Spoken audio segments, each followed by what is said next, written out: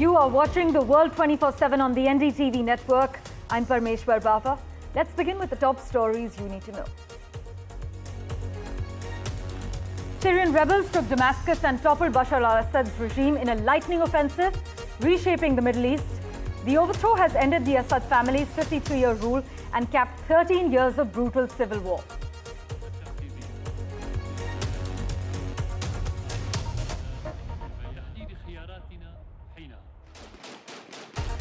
According to sources, the Indian embassy is operational in Damascus and is in touch with all Indian nationals.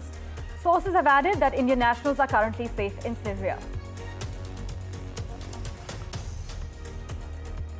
South Koreans gathered in mass protests against President Yoon Suk-yeol, who survived an impeachment bid on Saturday after he attempted to enforce martial law last week. Yoon's party boycotted the ballot, calling instead for an orderly resignation in an attempt to stem any further electoral fallout. Dr. Jaishankar, while speaking on the ongoing conflict in West Asia, stressed that the primary concern is to stop the mounting death toll and stressed the need for achieving an immediate ceasefire, paving more humanitarian assistance and facilitating the return of hostages. A woman who alleges she was sexually assaulted by Shawn Diddy has amended her lawsuit to include allegations that she was also assaulted by Jay-Z at the same party.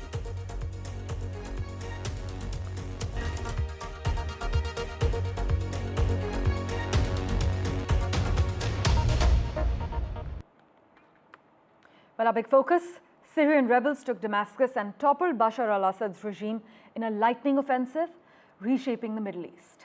The overthrow has ended the Assad family's 53-year rule and also capped 13 years of brutal civil war there.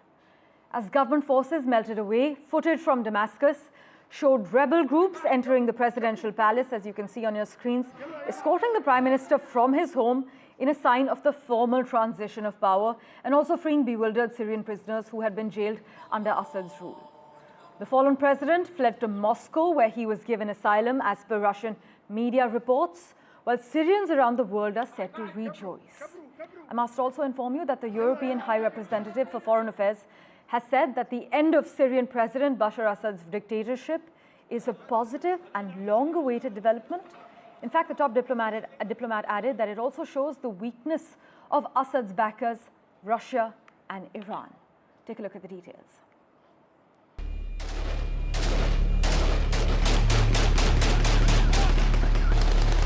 In a dramatic turn of events in Syria's long-running civil war, insurgents stormed the capital Damascus and have captured the city.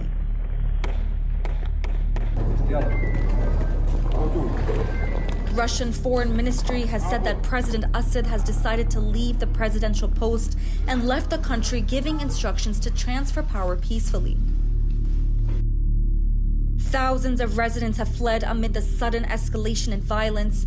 For years, the war had been at a standstill until rebel forces launched a major shock offensive just 2 weeks ago. In a matter of days, rebels captured Hama and launched a sweeping operation across northern Syria. Their biggest victory so far, seizing Aleppo, Syria's second largest city, just last week. The rapid advances have caught many by surprise, reigniting focus on a conflict that began in 2011 as a pro-democracy uprising. Over 5 lakh people have been killed and some 12 million displaced since the war began.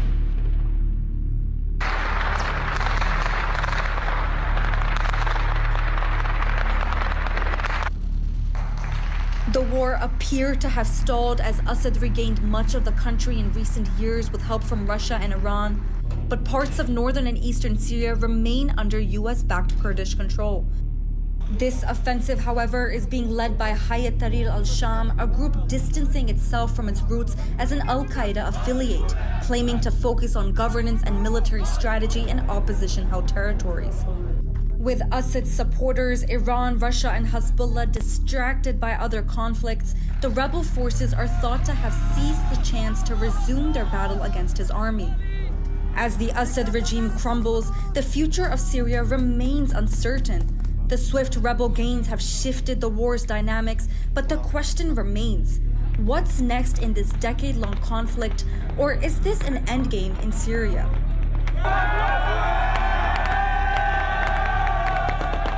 Samia Ouster, NDTV World.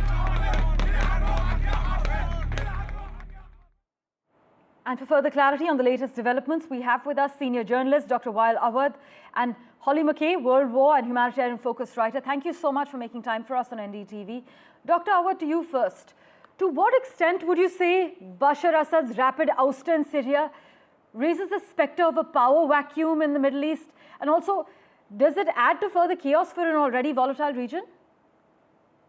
Thank you, Parmeshwar. I think there has been a kind of a deal already between the superpower to have a safe exit for Assad from Syria without making any bloodshed in Damascus or any major cities in Syria. So there was a deal between the United States, Russia, Turkey, Qatar, Saudi Arabia, Abu Dhabi, and Iran to ensure that he can go out of Syria and give the country to the rebel forces. And that's what happened. That's why it has happened at least a few days before the deadline which was given, and the exit have happened, but the rest remain history, because the current situation in Syria at the moment, we can see it's cautiously very peaceful, but we do not know what next is the future for Syria, because Israel continued to attack a next part of the Syrian, next to the Golan Heights occupied, because in the pretext that there is a military zone and no more that truce between Syria and Israel exists, and they want to save their own security. So therefore, we are facing a very grim future, in fact, in Syria. Let's also get in a word from Holly McKay at the moment, Dr. Awad. Holly, what does the fall of Assad mean for the future of Syria's ethnic and sectarian divides then? Is the country headed towards a new kind of civil war, or can reconciliation and unity be achieved? I think, well, as I said, the fall of Assad. Sorry, go ahead, was Holly. Inevitable. I think it was going to happen at some point. Nobody expected it to happen as quickly as it did. However, he wasn't going to remain in power and for Syria to be a peaceful country. There was too much opposition. As people called it, it was Assad Syria. And there was such a small circle of people around him that, as you can see from around the world, there are very few tears shed. However, we are in a honeymoon phase where there is a lot of celebration. There is a lot of excitement. People feel free for the first time in their life. But inevitably, that will come to an end, and people are going to have to come to the table and decide what kind of Syria they want. And that is going to be the struggle. Syrians haven't had free and fair elections for several decades now, and that is what they're going to want. And if another group comes in and assumes power and doesn't give the Syrian people a voice, then they are going to inevitably end up with another conflict on their hands. Well, the transition of power does remain at the moment unclear. But Dr. Awad, as Holly has said, this could be a honeymoon period. But would you say, actually, could the overthrow of Assad be a precursor to wider regional change, especially regarding authoritarian regimes in the Middle East? What could this actually mean for other long-standing leaders in the region, like in Iran or Lebanon? Look, we must look at it from the wider perspective of the American interest in the region. Since 2007, the United States have decided to topple 7 countries in the Middle East, including Syria, Lebanon, Iran, Egypt, and even Somalia and Libya. So we understand that this policy has been implemented. Now Syria has been removed. We expect that there could be more grim situation happening in Iran. So the next could be target is to promote extremisms and violence and more of Takfiri Salafist group in this part of the world to turn it into a hub of a global jihadist. If the Syrian people does not recognize this as an imminent danger facing them, then I think the challenge is very tough and very high for everybody in this part of the world, because next will be Jordan, then Turkey, then also Egypt will be implemented and affected by the changes in the Syrian government. So I think leaving aside what Assad regime has been doing against his own people, the main objective is to ensure the safety and hegemony of Israel in the region. Right. Holly, in reference to Assad's rule, many say there was a nightmare and it's gone. But with Assad now fleeing to Moscow, what does this mean for Russia's influence in the Middle East moving forward? I think it is a big cause of concern for Russia, because Syria was such a key place for them. It's where they had a lot of weaponry, they had access to the port in the rest of the Middle East, and potentially they've lost that. We do know that Russia is quite good at making deals, so whether they will sit with the jihadists remains to be seen. However, I'm sure at this point there really isn't a willingness, given the very large-scale bombing campaign that Russia carried out in Syria over the past 6 or 7 years.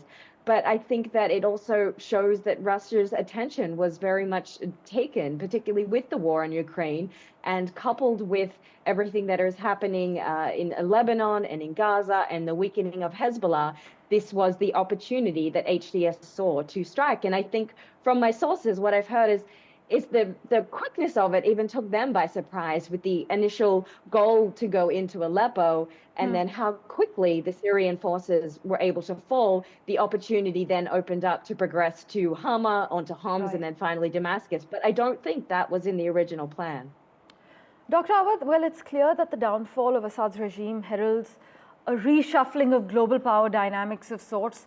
But would you argue that Russia and Iran have the most to lose, considering Tehran long used Syria, while Russia used Syria for strategic access to the Mediterranean, and as Holly has pointed out, for a few other things? Honestly speaking, I think the first loser is the Syrian people. And I think the proxy war fought in Syria between the superpower have really yielded no good result for the Syrian people. If you're replacing a so-called secular regimes in Syria with an outfit of a militancy group and more than 35 groups of people, and 70% of them are from Uzbek, Uyghur, and Tajik, that means the future of Syria is already been planned, that it has to be a failed and a raw state and turning it into another Kandahar. So I think that is the problem we are facing. So definitely the axis of resistance, which is extended from Iran to Syria and Iraq and Lebanon, is also will be affected. Russia will be also at the receiving end, but I don't know what sort of deal that Russia have struck with the Turkish, that they have given them the guarantee to continue with their permanent military bases in the Khmeimim and Syria. Whether it will be remain there or they will pull it out is yet to be seen, because the reshaping of the Middle East is exactly what the American project is there. It is exactly what the Israeli project is there, and what Turkey is also aiming at. The annexing of Aleppo and Idlib province of Syria is a clear indication that Syrian future, as I said, disintegration and turning into the small ghettos, and this country definitely would suffer. Iran will be the first target for the next Trump administration, as much as Egypt, where they will also erupt into the Muslim Brotherhood, including Jordan and even Turkey in the next decade. Well, Dr. Awad, thank you so much for always joining us with your perspective. We wait to see. There are lots of unanswered questions at this stage. Also, post 20th of January, many questions still remain unanswered with the Trump administration coming into the White House. But Dr. Awad and Holly McKay, thank you so much for joining us on NDTV and shedding light on different aspects of the latest developments. Meanwhile, India has expressed concern over the deteriorating situation in Syria, emphasizing the need for a peaceful and inclusive political process to address the grievances of all sections of Syrian society. But India's embassy in Damascus remains operational, and the embassy is in touch with all Indian nationals in Syria who are reportedly safe at the moment. Meanwhile, Bashar al-Assad's rapid ouster in Syria has raised the specter of a power vacuum in the Middle East and further chaos for an already volatile region, as many analysts have warned. In other news, External Affairs Minister Dr. S. Jaishankar, during an address in Bahrain, highlighted the pressing challenges in the Middle East, specifically from Gaza to Lebanon and Syria. He emphasized India's commitment to supporting the United Nations Relief and Works Agency for Palestine refugees, and also mentioned that India has provided aid to both Gaza and Lebanon. In fact, Jaishankar underscored the significance of regional strategic cooperation as well. Listen in to his remarks in Bahrain. Right now, I think the issue is of ceasefire, issue is of humanitarian assistance, issue is of the return of the hostages, the issue is actually of the stopping of deaths. Where we are concerned, we have been contributing to UNRWA. We continue to do so. In fact, in recent years, we have increased our contribution. We have supplied relief material both relief materials, particularly medicines, because we are a prolific producer of medicines. So to Gaza, through Egypt, through the Palestinian Authority, separately to Lebanon, to the government of Lebanon. So we are doing something up there. Well, in other crucial news, Foreign Secretary Vikram Misri is expected to raise with Dhaka India's concerns over attacks on Hindus and other minorities as he embarks on a day-long visit to Bangladesh today. This is the first high-level trip from New Delhi after a massive uprising ended deposed Prime Minister Sheikh Hasina's 15-year rule in August. And Mr. Misri is scheduled to hold wide-ranging talks with his Bangladeshi counterpart Mohammad Jashimuddin and meet the country's de facto foreign minister Mohammad Touhid Hussain as well. Well, switching tracks, Jay-Z has been accused of sexually assaulting a 13-year-old back in 2000. In fact, in an amended lawsuit that was filed, an Alabama woman has actually claimed the billionaire music mogul and Combs drugged and raped her at an after-party following the MTV Video Music Awards back in September in 2000. The woman brought a lawsuit against Combs in October for the alleged assault. She also alleged that another unnamed celebrity stood by and watched as P. Diddy and Jay-Z took turns assaulting her.